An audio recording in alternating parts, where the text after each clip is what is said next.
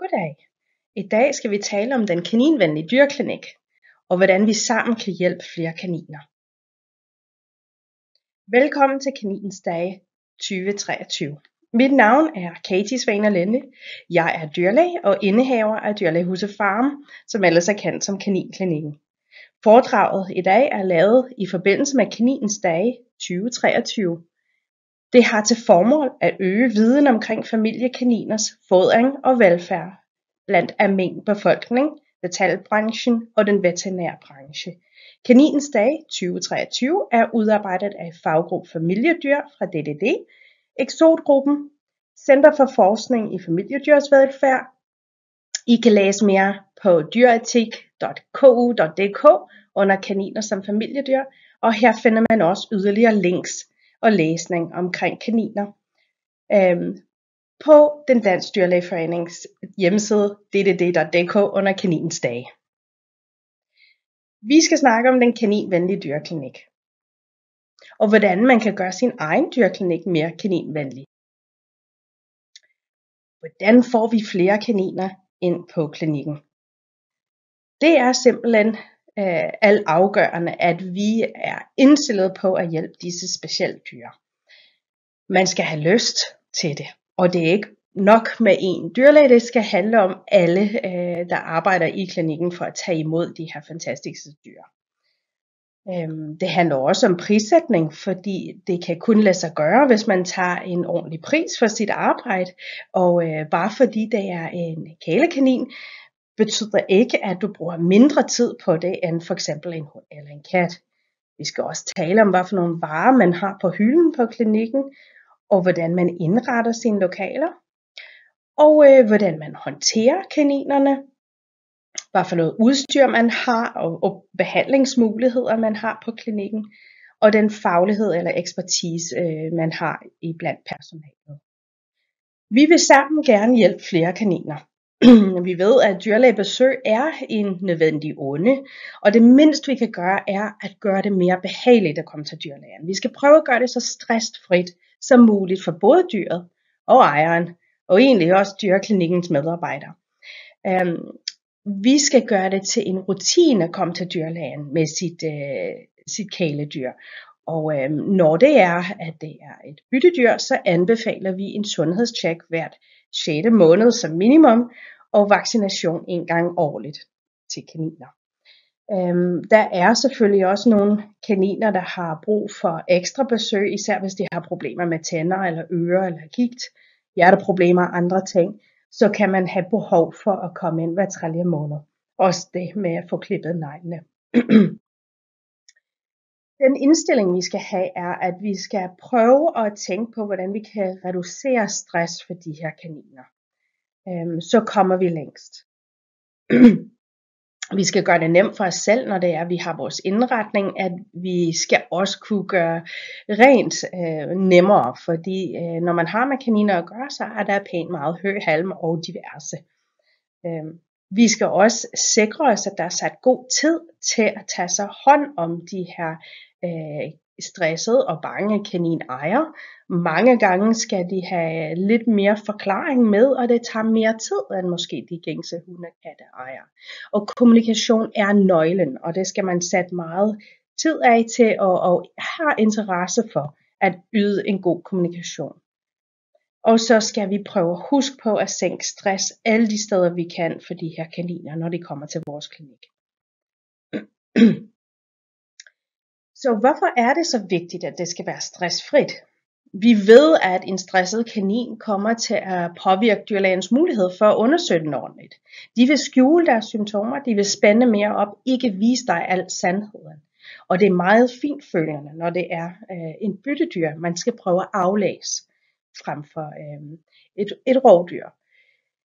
Vi ved, at transport væk fra kaninens vante omgivelser vil også stresse den. Og så de minutter, man har i en transportkasse, det stresser også kaninen. Den forstår ikke, hvad den skal hen, eller hvor den skal hen. Men man ved egentlig, at de første 10-20 minutter af transporttiden er de mest stressende for kaninen. Og den binder sig lidt mere i det. som tiden går. Det kan også være en god idé at anbefale til ejeren, at den har sin ven med på turen, fordi i det, at man har en kendt kaninven ved sin side, så er det ligesom, at man holder hinanden i hånden, og de bliver mindre stresset, mere afslappet, når de har deres ven med. Vi ved også, at en stresset kanin vil automatisk være i en begyndende metabolisk acidos, og den vil være en dårligere anæstesipatient. Og det sker også for raske kaninpatienter, når de bliver transporteret til sundhedstjek eller elektive operationer. Så det skal vi vide, når vi tager højde for vores anæstesipræparater osv. Jo mere stress der er, jo dårligere chancer der er for kaninens overlevelse. En kanin, som er syg i forvejen til gengæld, vil være endnu mere stresset end en rask kanin, og den vil være endnu dårligere ved ankomst. Det skal vi huske at tage højde for. Og vi ved, at stressede og syge kaniner kan pludselig dø. Og vi ved, at stressede dyr hele dårligere. En stresset kanin kan faktisk dø pludseligt. Det er set. Ved længerevarende stress eller pludselig stress, så er der en katekolamin løsladelse fra hjertet, og så det forårsager pludselig død inde i hjertet. Så vi skal simpelthen prøve at gøre vores arbejde med kaniner så stressfrit som muligt. En syg kanin er også kendt for at skjule deres sygdom. Kaniner skjuler det deres sygdom både på grund af deres naturlige rangorden i kolonien. De vil ikke miste deres rang, men det er simpelthen også fordi det er byttedyrs naturlige måde at reagere på. At de vil ikke vise sygdomstegn, før det er helt skidt og slemt og sent. Det betyder så også, at når dyrlægen endelig ser kaninerne ind på klinikken, så vil de have haft de her underliggende sygdomsproblemer i længere tid end for eksempel en hund og en kat. En hund og en kat vil vise det rimelig meget med det samme, som man kan se på grafikken her. Man vil have længere tid at gå på, mens man opdager sygdom hos en hund. Hvorimod med en kanin, den virker som om den er helt ok, og så lige pludselig så kan det gå hurtigt ned ad bakken, nærmest inden for 6-8 timer.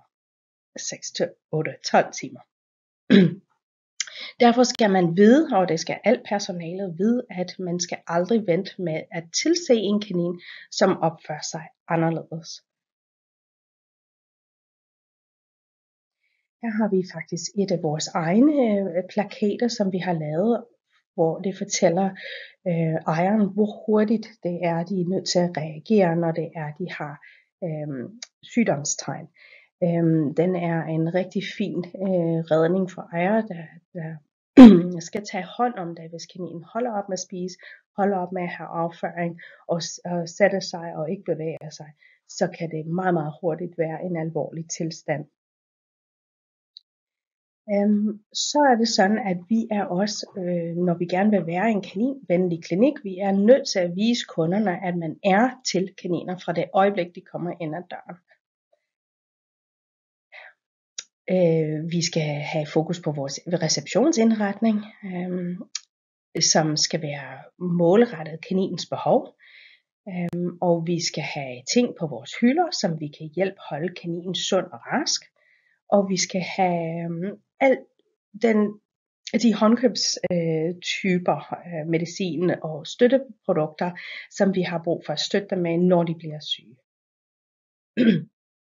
Vi på Dyrlægehuset Farum, eller Kaninklinikken, vi er faktisk Danmarks første og eneste indtil videre certificerede Rabbit Friendly Practice. Vi har fået certificering fra England, og vi er meget stolte af det, fordi vi har haft så meget fokus på kaninernes bedst. Vi vil gerne have, at de oplever så stressfrit et miljø som muligt, og et vist niveau af ekspertise, så vi kan hjælpe dem bedst muligt. Vi har oprettet særskilt indrettet konsultationsrum, kaninhotel til de indlagte patienter, og vores reception den største del af det er egnede kaniner og alt deres behov. Så vi har også hos os en særlig fokus på en holistisk approach, det vil sige vurdere patienten som en helhed. Både den taler om dens miljø derhjemme og dens adfærd, og så også dens sundhed. Vores konsultationsrum er også ligesom et undervisningslokale for bedre at hjælpe ejere forstå deres kanin, og for bedre at kunne hjælpe dem løse de sygdomsproblematikker, der kan komme. Og vi vil også egentlig gerne hjælpe ejerne at være bedre til at opdage ting i tid, så vi har en chance for at fikse problemerne, før de opstår, eller forhindre dem i at opstå. Vi har også fået lavet en ekstra hjemmeside, som hedder kaninklinikken.dk, hvor det er en fuld kaninleksikon, i hvert fald de mest gængse sygdomme og måder, vi gør tingene på i det moderne samfund, når man har kælekaniner. Så med hensyn til reception, så er det rigtig vigtigt, at din indretning også er en stressreducerende fornemmelse. Altså der skal være sådan, så at ejeren slapper af, sådan så det kan afgives til deres dyr, at man ikke er stresset. Der skal også være plads til kaninerne. Kaninerne skal have en afskærmning væk fra rovdyr, så kattene må gerne være længere over i deres katteafdeling. Kaninerne er herover på den her side, og hos os, vores hund er helt over på den anden side herover. Så er det sådan, at vi har også lidt miljø og naturlige ting, som hjælper lidt i det her stressreducerende file omkring det. Vi har også altid god kvalitetsfoder på vores hylder. Vi har masser af hø, både det grove og så noget lidt mere fin alpin hø, og der er de her håndkøbsprodukter. Med hensyn til indretning, så kan det også være rigtig godt at se på, hvad det er, man har på væggen omkring sig. Nogle gange er der nogle posters med kaninracer, det kan være en idé. Der kan også være noget om støtte kaniner i kaninværnet, og kaniner er ikke skrald, og kostpyramider osv. Vi har for eksempel en fodervejledningsposter, som vi har lavet, og den hænger i vores konsultationsrum. Den bruger vi også til at undervise udefra, og det hjælper ejerne at forstå mængderne, som de skal give til deres kanin. Hvad er normen, hvad er det rigtige for kaninens tænder og tarm og fiberindhold helt generelt. Vi har jo også den akutsæde, som vi så tidligere, og så kan der være vejledning om forsikring til kaniner, vejledning om øreproblemer hos kaniner, som vi har lavet sammen med kaninværnet. Det kan være meget nyttigt for kaniner med hængeører, og lige ved, hvordan der skærer ind i kaninørerne. Og så har vi også oversigt over kanintænder. Det kan også være en god idé. Og så er det sådan, at man skal også tænke på farver. Man ved, at kaniner ser rigtig godt i grønne og blå nuancer, og det er også derfor, vi har valgt at bruge de farver i vores beklædning og vores vægge og vores logo endda. Vi ved også, at dyr generelt finder, at farven lyseblåt er den mest stressfri farve. Så vi har lavet lidt research på forhånd. Så med modtagelsen i reception. Udlevering af vores spagetæpper, det gør vi til hver evig eneste dyr, der kommer ind. Hund og kat, men også kanin og marsvin osv. Vi tager en spagetæp, og så putter vi en lille smule Pet Remedy på, som man kan lægge hen over transportkassen, mens klienten venter på at komme ind. Og så kan det også bruges til at stå på i konsultationsrummet, eller til at følge kaninen, hvis den bliver indlagt senere. Der er også, hvis vi gennemgår de receptionsvarer, der skal til at hjælpe kaniner, så er det sådan nogle ting som hydreringsstøtte og tarmstøtte, mere fibre. Der er også støtte og foder, forskellige slags. Der er også steril honningsalve og så videre, der hjælper med sårheling, og selvfølgelig Pet Remedy. Det er også en rigtig god idé, at vi støtter den sunde adfærd hos kaniner, og derfor er det rigtig, rigtig vigtigt at tænke på, hvor meget tid en kanin egentlig bruger på at tygge sig igennem foder og sine omgivelser, hvis man var en kanin ude i naturen. Så der skal bruges tid på at tygge mad hele dagen lang, og så er det rigtig vigtigt, at det ikke er for kaloriefyldigt, så heller sådan noget som gren og tørrede blade og eventuelt lidt tørret frugt. Så bruger også aktivitetsbolde. Kaniner er glade for dem, og de er rigtig kvikke til at finde ud af det. Der er også andre aktivitetslegetøj som tunneller, høkuber og så videre. Så ind i konsultationsrummet, så fortsætter vi med stressreducerende tiltag. Og det er, at vi skal have en konsultationsrum, hvor der ikke kommer rovdyr ind. Hverken kat, ilder eller hunde. Det er også rigtig vigtigt, når det er, at man gerne vil støtte den her fear-free clinic. Feel det er nødvendigt også for at være en kaninklinik. Hundene ikke kommer derind. Og så er det rigtig dejligt hos os i hvert fald, at vi har muligheden for at have en indgang fra reception, men også en bagindgang, sådan så at man kan komme hurtigt væk fra konsultationsrummet, men uden at skulle gå tilbage igennem receptionen for at komme forbi flere hunde. Så det er vi glade for. Det kan være en god idé at vaske hænder og eventuelt skifte tøj sådan mellem konsultationerne, så man ikke lugter af hund eller kat, og selvfølgelig også ved mistanke om smitsom sygdom. Og så bruger vi de her Pet Remedy tæpper for at mindske stress hos kaninen. Pet Remedy, det er en blanding af urter, olier, essentielle olier, som øger hjernens egne dopamin og serotonin release, og det er nogle velbehagshormoner, som vi gerne vil opkoncentrere hos vores ellers stressede patienter. Så en anden ting er, at vi bruger plastik otoskoptrakter, når vi kigger på ørerne, så de ikke er alt for kolde, og så samtidig de her plastiktrakter til tænderne, så der ikke kommer til at være nogle irritationer, metalslag på tænderne. Så det vil jeg anbefale. Så fortsat i konsultationsrum, så kan jeg godt lide at sidde på en stol. Jeg sidder ned, når jeg klipper kaninens negle. Jeg tager den ind til skødet, og jeg bruger både venstre og højre hånd. Det er et godt lille trick, hvis man kan det. Det er smart med et lille havesænkerbord. Man behøver ikke have en gigantisk havesænkerbord. Kaniner er for det meste ikke meget større end omkring 7-8 kilo. De største er 9 kilo, og så kan du nøjes med mindre. Jeg går også i knæ for mine patienter, når jeg kigger dem i munden. Og så er det rigtig vigtigt, at man giver sig tid til at være grundig ved undersøgelsen. Byttedyr skjuler deres sygdom, og man skal også tage sig tid til det, så de ikke bliver stresset. Vigtigt, at vi har en babyvægt i klinikken, og jeg vejer altid kaninerne og gnaverne hver evig eneste gang de kommer ind, så vi har en frisk, sund, glad vægt, så jeg ved, hvor vi er, hvis vi taber bare et par gram.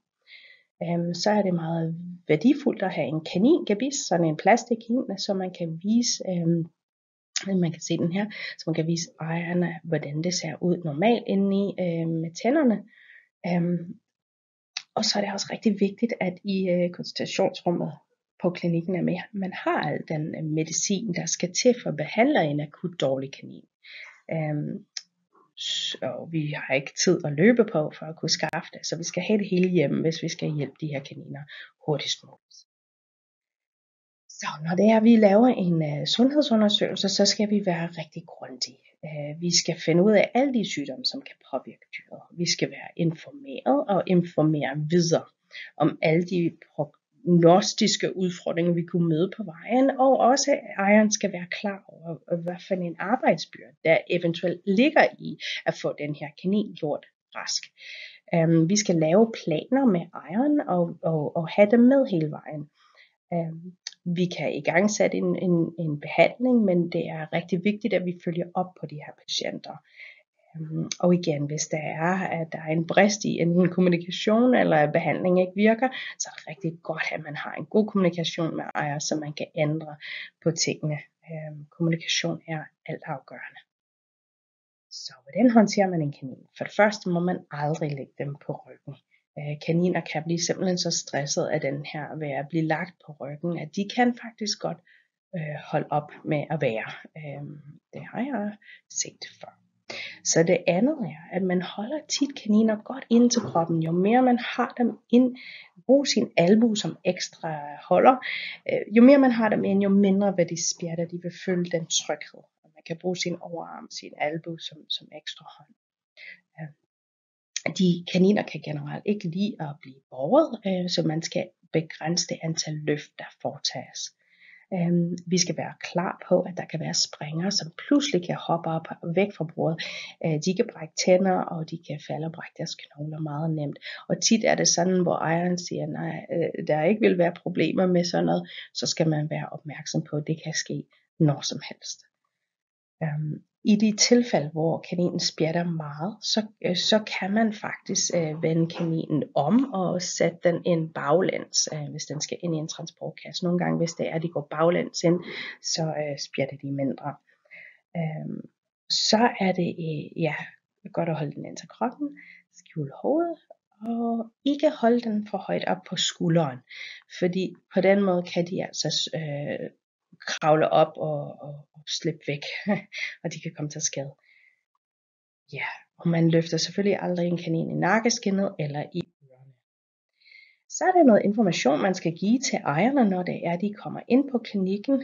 Ting, der kan hjælpe med at mindske stress og hjælpe at ændre med overlevelse og healing, det er at tage en madpakke med.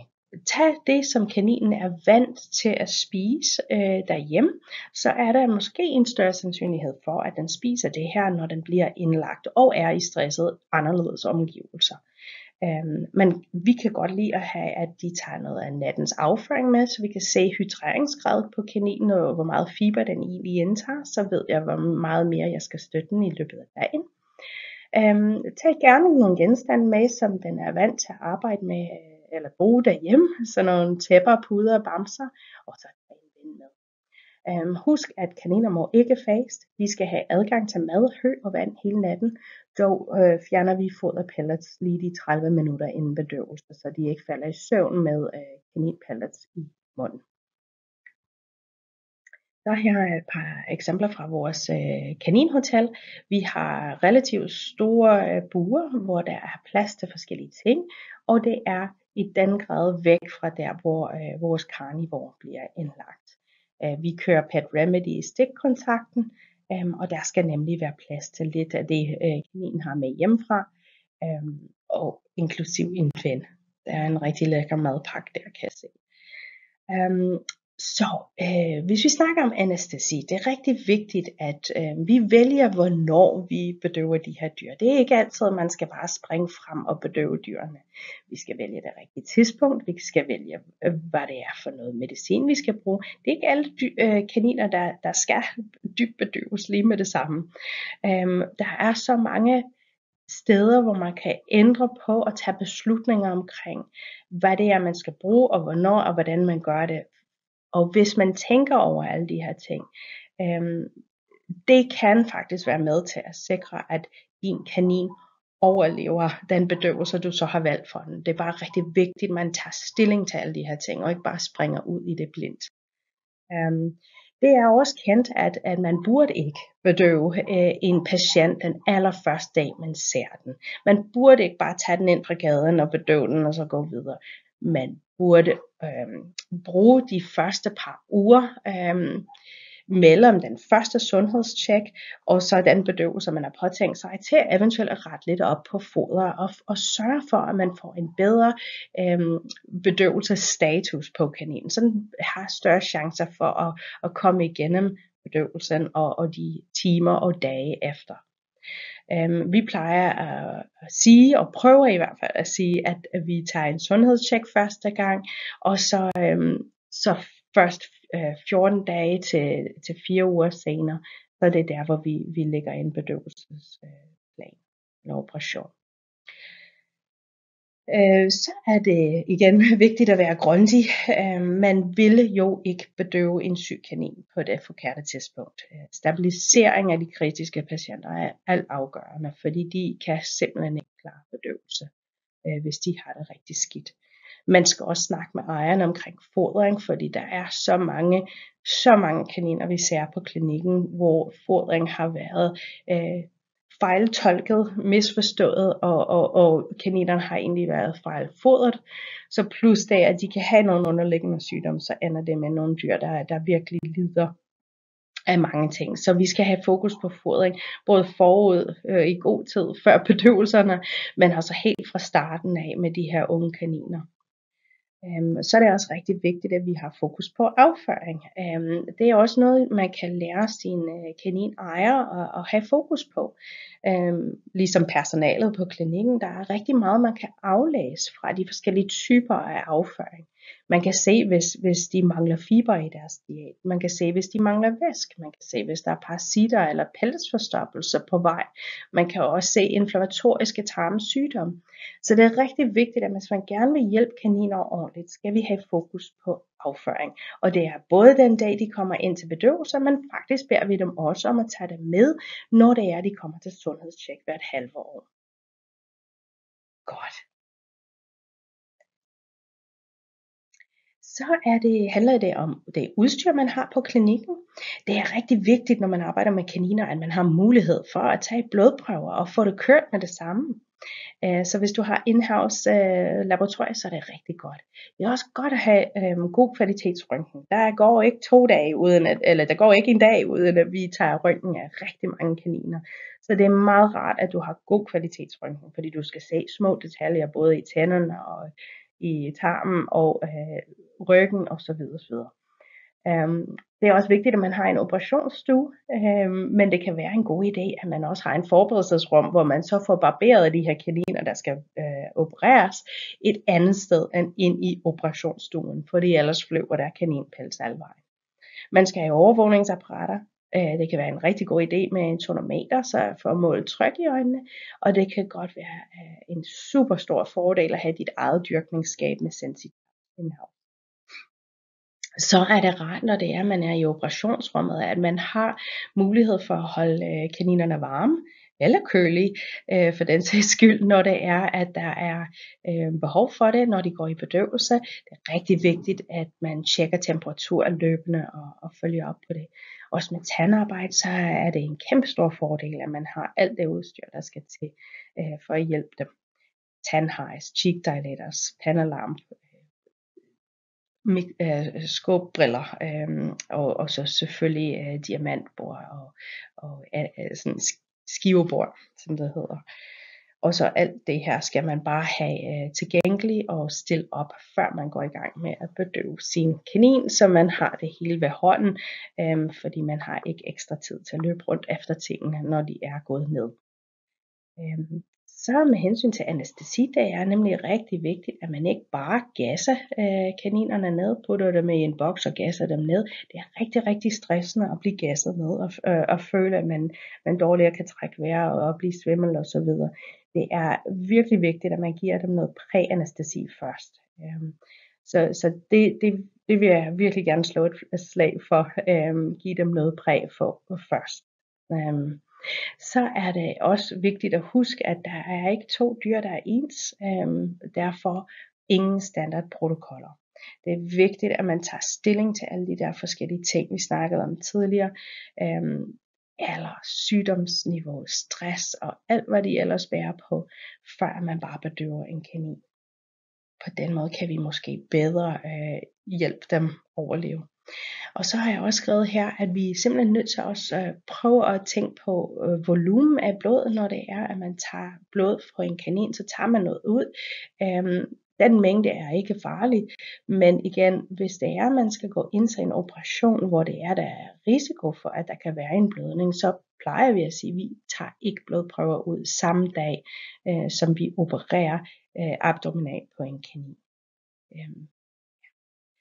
Så når vi har vores kaniner i bedøvelse, så tjekker vi et par ekstra ting. Vi vil gerne gøre et super godt service, så udover den almindelige anæstesiovervågning til sidst i operationen, lige før vi vækker dem, så tjekker vi tænderne efter, og vi bruger de her kort, hvor det er, vi har alle kindtænderne og fortænder, og så har vi også ørerne, og vi beskriver hernede fra ejer, hvad det er, vi har fundet, så der er mulighed for at følge op på de her ting til forskellige kontroller senere hen. Og det er en rigtig god idé, og ikke mindst, at vi hjælper kaninen med at holde styr på alt, hvad det er, der påvirker den. Ja. Så er det også selvfølgelig rigtig vigtigt, at vi har noget dyrlægeekspertise. Vi lærer fra os hele tiden. Der er nye dyrlæger, der kommer ind og bliver dygtige, og så kommer de ud i verden. Men samtidig er det også rigtig vigtigt, at vi har nogle dyrlæger, der går mere detaljeret i gang med nogle bestemte områder. Nogle, der kan være rigtig god til bløddelskirurgi, nogle, der kan være god til knoglekirurgi, nogle, der kan være god til tandoperationer hos kaniner. Det er rigtig vigtigt, at man har den ekspertise in-house, hvis det er. Og ellers kan man selvfølgelig henvise eller få ekstern arbejdende dyrlæger til at komme ind, hvis det er det, der passer til ens klinik. Ja. Og så er det vigtigt at huske, at selvom for eksempel en operation måske kun varer 15 minutter i bedøvelsen, der hvor dyrlægerne har hands-on, så er det rigtig vigtigt, at man tager sig tid nok til at være grundig både før operationen og også efter, at vi støtter kaninen hele vejen indtil den er godt på benene igen. Det er også rigtig vigtigt, at ejeren forstår, at det er ikke bare 15 minutter, det er ikke bare en knips med fingre. Det tager tid at gøre tingene ordentligt, og det er derfor, det skal faktisk koste noget. Det er ikke bare lige. Og egentlig har du gjort et godt stykke arbejde, og noget af det kan tage en hel dag, hvis man tænker på, hvor meget tid man egentlig er i gang med at dobbelttjekke temperaturen, eller støtte fodret den, eller regne ud, eller lave en forundersøgelse. Alt det har taget tid, og det skal vi alle sammen være bedre til at tage penge nok for, så vi kan blive ved med at have mulighed og hænder nok til at hjælpe de her specielle dyr i vores klinik. Det at arbejde med kaniner, det kræver mere tid og flere hænder, end at arbejde med hunde og katte.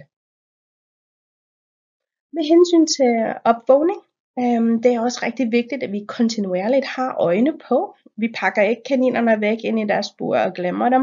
Vi har dem foran os, og vi holder øje med dem. Vi skal give dem ilt så længe som overhovedet muligt, indtil de begynder at løfte hovedet og kan sidde op.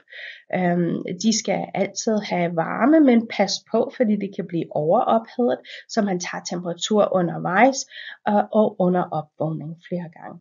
Vi har fundet ud af, at det er vigtigt at begrænse tumlen på kaninerne, når de vågner, og derfor har vi dem i opvågningskasser. Forskellige størrelser afhængig af kaninen. Det er vigtigt, at der ikke er noget halm eller skarpe kanter, de kan stikke øjnene på. Kun blød, tør og ren underlag. Og det er også vigtigt, at de har det derhjemme. Så når kaninen kan holde balancen, måske 45 minutter til halvanden time efter opvågning, så er de stabilt nok, så kan de komme tilbage til deres eget bur og til deres kaninven, hvis de har dem med. Og det er først når det er, at de kan sidde ordentligt op og kan synke, at vi så går i gang med at give dem støttefodring. Vi giver dem cirka hver 3-4 time, 7-10 ml for en almindelig størrelseskanin, og det kan man nå et par gange inden hjemsendelsen. Det giver også det, at vi har kaninerne mellem hænderne flere gange, så kan vi også dobbelttjekke, at de er okay før hjemsendelse. Helt til sidst, så fjerner vi venekateter, og det er rigtig godt, at den er i kaninen så længe som overhovedet muligt. I tilfælde af, at der er behov for ekstra støtte, inden den går hjem. Ved hjemsendelse, så kan vi bedst lide at sende dem hjem så sent som muligt på dagen. Det giver kaninen og også mere tid til at støtte den. Ejerne er tit meget glade for, at vi kan have dem så længe som muligt. Vi prøver at give rigtig grundige instrukser ved hjemgang. Også vejledning omkring støttefodring, at vi gør det regelmæssigt hver 3-4 time. Men vi ønsker, at ejeren og kaninen får en pause midt om natten mellem 11 og 06. Der er lidt mere kaninejer skal være opmærksom på end en standardudlevering hos en hund eller en kat. Det er nemlig rigtig, rigtig vigtigt, at kaninerne kommer godt i gang med at spise. Og det plejer at ske inden for det første døgns tid. Nogle kan være dog lidt længere om det. Og det er også rigtig vigtigt, at hvis ikke kaninen spiser noget som helst selv dagen efter og ikke har pøllet, så skal ejeren kontaktes. Men vi tjekker jo ind med dem dagen. Derhjemme så skal ejeren være klar på, afhængig af hvad det er, kaninen har fået lavet, om de skal have et rent bure eller base, og hvis det er en udekanin, så skal vi passe på temperaturforskel om vinteren, Fordi kaniner, der lige har været i bedøvelse, de er ikke super gode til at temperaturregulere, så der kan ejeren have behov for at have et mellemstadie, sådan et temperaturzone på omkring 10-12 grader. Det kan være rigtig godt for kaninen at vende sig til tingene. Nogen skal tilse kaninen mindst 2 gange dagligt de næste 3 dage, og det er vigtigt, at man sørger for, at der ikke er meget stress for kaninen. Der skal ikke være alt for mange andre stressende dyr i nabolaget. Og så plejer vi altid at have en kontrol 7-10 dage senere, alt afhængig af, hvad det er, der er sket. Det er rigtig vigtigt, at de kommer i gang med at spise og drikke og have afføring, og at de er aktive. Det kan også være en god idé at give dem lidt ekstra væskeholdige groft urter fra naturen, hvis man har det. Det er godt med fiber, det stimulerer tarmen og hjælper at sætte gang i spiselysten. Vi plejer med rigtig mange af vores ting at give smertestillende 2 gange dagligt, hvis man er blevet opereret eller har fået raspet tænder. Og vi plejer at starte samme aften.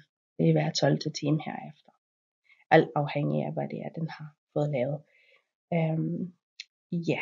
Og selvfølgelig, hvis kaninen ikke er kommet godt i gang og har lavet meget, meget tynde små afføringer, så er det vigtigt, at den får støtte og væske og eventuelt ekstra medicin dagen efter. Så er det også din chance for, at når du har en kanin inde, så udlever gerne noget ekstra viden til kaninejerne. Der er selvfølgelig links til og rigtig gode brochurer fra Kaninværnet. Det kan man have i klinikken og altid give ud ved hver kanin man ser. Man kan linke ejerne til Frikanin, både hjemmeside og Facebook-gruppe. Man kan også linke til vores hjemmesider, hvor vi har rigtig meget om kaniner. Og så får ejerne gjort klar over, at der findes faktisk en sygeforsikring. Fordi rigtig mange af de her akut sygdomme, som kaniner kommer ind med, sådan noget som brækket ben, eller øreproblemer, eller maven er gået i stå, det er noget, der kan løbe op i rigtig mange penge. Og så kan det være en fordel for ejerne, at de har nogen, der hjælper økonomisk, netop i Agria og ETU, de 2 forsikringsselskaber, der dækker kaniner nu om dagen. Hvis man gerne vil være en kaninklinik, så er det også rigtig vigtigt, at man bliver ved med at udvikle sin personale. Altså at de nye medarbejdere kommer med ind og forstår vigtigheden af at være med på beatet, hvad angår kaniner, og at alle er med på de samme procedurer osv. Men at man samtidig også gerne har en interesse og en lyst til at videreudvikle anæstesiprotokoller, medicinprotokoller, udvikle sig, blive bedre og lave sparring. Vi er også rigtig glade for at deltage i forskellige kurser i landet og i udlandet, og spare med andre kanininteresserede kollegaer. Det er spændende for os. Men husk, at når det er, man arbejder med kaniner, når det er, man indretter sin klinik og sin konsultationsrum og alle de her ting med smukke, stressfri og grundige tiltag, og yder den her rigtig høj serviceniveau, alle de berøringsflader, man har med kaninejerne, husk, at det koster tid. Og når det er, at det koster tid, så koster det også penge. Så hvis det er, at man skal blive ved med at arbejde med kaninerne, blive ved med at eksistere, blive ved med at kunne tilbyde dem det her, så er vi også nødt til at tage nok for vores penge. Det skal ikke være billigere, bare fordi det er en kanin. Jo mindre dyr, jo faktisk mere besværligt det er. Og det skal vi forklare ejerne. Så tit er arbejde med kaniner et underskudsforretning. Men mindre vi i fællesskab kan tage lidt mere for vores tid. Så husk, at det er vigtigt, når man arbejder med kaniner. Man skal tage sig tid. Det er sådan, vi får flere til at overleve. Men vi skal også tage nok for det, så vi også kan overleve. Vi på Kaninklinikken, vi er rigtig glade for at lære fra os, og vi er rigtig glade for alt det samarbejde, vi har kunne have med forskellige instanser, for at vi har kunne gøre det bedre for kaninerne. Vi vil rigtig gerne blive ved med at gøre det. Vi arbejder for kaninerne, og vi er så taknemmelige, når der er nogen, der tager fat i os, så vi kan gøre det bedre for kaninerne. Vi kan godt lide at brede opmærksomheden ud, og det er noget, vi vil blive ved med at kæmpe for, så kaniner kan have det bedre over hele landet. Så jeg håber, at vi, alle os kaninentusiaster, kan blive ved med at hjælpe flere kaniner sammen. Og kaninklinikken, alle kaninklinikker, ønsker flere glade kaniner. Det er derfor, vi er her.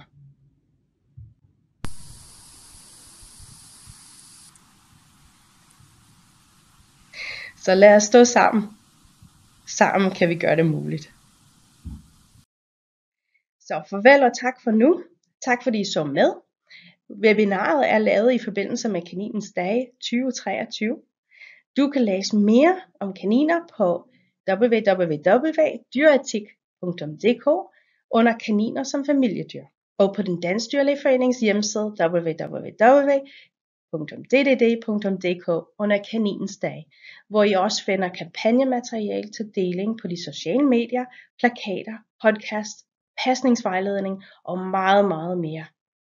Tak for nu.